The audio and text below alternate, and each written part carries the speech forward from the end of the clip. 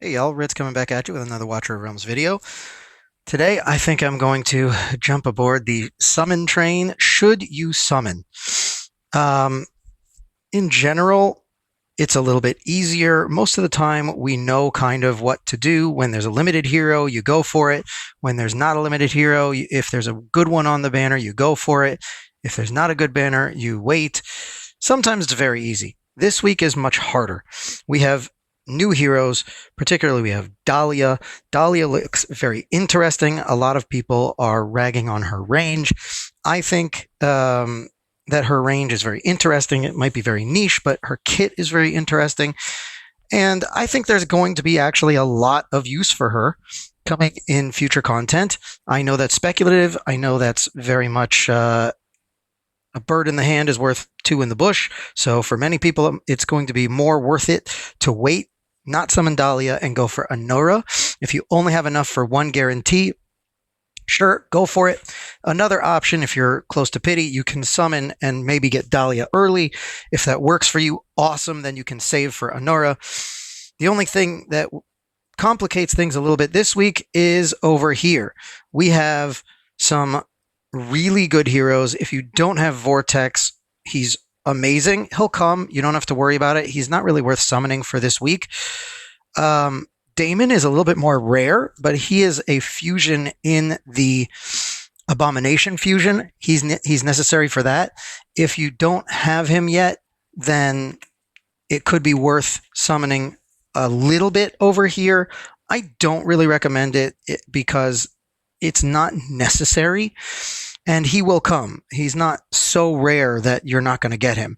I've already got him at A4 after Abomination was fused, so it's really not crazy. Constance is awesome. Constance is really amazing. So if you are close to pity, if you're an early game player, she is going to help you so much. She's a ground tile healer and tank, and she gives inspiration as well. She gives a 20% inspiration, I believe. Yeah, there's her healing multiplier, and during her ultimate, she gives a 40% inspiration. Nope, 45% inspiration, which means that a 1700 or 17k attack Constance would be around the same as a 13k attack Dolores. It's much easier to get Dolores to her A5. That's for sure true. Constance, I don't know if you need her awakenings necessarily. Extra healing, extra attack is actually really good for her inspiration. Extra healing gives her extra attack for 10 seconds, which again is good for her inspiration. And then healing multiplier. So all of her awakenings are more based on healing in particular, but they do give her a little bit of bonus and will give her an extra stack. And if you look at her details here in the max, she does get a decent amount of attack for a defender. She is a defender, and she's a decent defender. She heals very nicely. Her range is great. She has the same range as Dolores, but she's a ground tile. And honestly, it's actually pretty impressive what her inspiration can do. She can compete a bit with Dolores with that. That being said, is she necessary? She's awesome to have. Is she necessary? It's up to you. It's up to your account. If you have Dolores, then maybe not. Might not be worth summoning this weekend for her because there's other banners coming that are amazing. Like we have Anora coming up, who seems awesome. I haven't really had a chance to break down her kit because I don't have a test server or anything like that. We also have Magda over here, who looks awesome. I think her kit looks amazing. She's a multi-hit. She's an AoE magic attack fighter. I heard Mortar Mike say that she can solo DPS gear raid 121 when she's built right. She attacks many targets very fast. So she's great. The one reason I would say she's not worth summoning for this weekend is because of the limited summons and the summons that are coming in the coming weeks. We're coming up on the anniversary banner, and she's going to be in the regular summoning pool. I don't know if she's going to be rare, ultra rare. I don't see her as being ultra rare. She might be in the rare summons, but she will be in the summoning pool. Eventually, she will come back around on a banner, probably.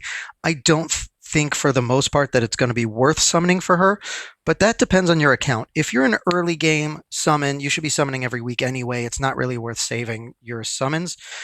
If you're a late game player, if you have enough summons, for sure, save what you can. Summon Dahlia, summon Anora, do that. No one should be using Ancients this week, in my opinion. No one should be using Ancients. There's amazing banners coming up in the next 2 weeks. And honestly, all of the epics on these banners are not really game breakers.